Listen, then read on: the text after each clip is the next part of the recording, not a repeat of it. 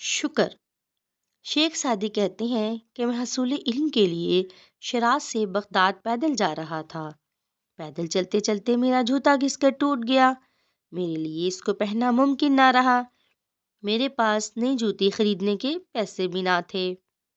ننگے پاؤں چلتے چلتے میرے پاؤں زخمی ہو گئے۔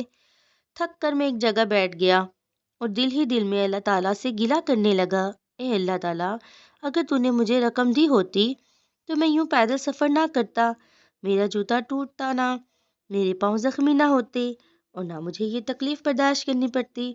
ابھی میں یہ سوچ ہی رہا تھا کہ مجھے ایک معذور شخص دکھائی دیا جس کے دونوں پاؤں تھے ہی نہیں۔ وہ اپنے دھڑ کی مدد سے زمین پر بیٹھ کر خود کو گھسیٹ رہا تھا۔ میں نے یہ منظر دیکھا تو اللہ تعالیٰ سے معافی مانگی اور اللہ تعالیٰ کا شکر ادا کیا کہ میرے دونوں پاؤں سلامت ہیں۔ میں کھڑا بھی ہو سکتا ہوں، چل پھر بھی سکتا ہوں، کام بھی کر سکتا ہوں۔ کیا ہوا جو میرے پاس رقم نہیں، سواری نہیں یا جوتے نہیں؟ اس خیال کے ساتھ ہی میں نے دوبارہ اپنے سفر کا آغاز کیا۔ اس سے ہمیں یہ سبق ملتا ہے کہ ہمیں ہمیشہ اللہ تعالیٰ کی ذات کا شکر ادا کرتے رہنا چاہیے۔ ہمارا وجود ہی سب سے بڑی ہمارے لیے نعمت ہے۔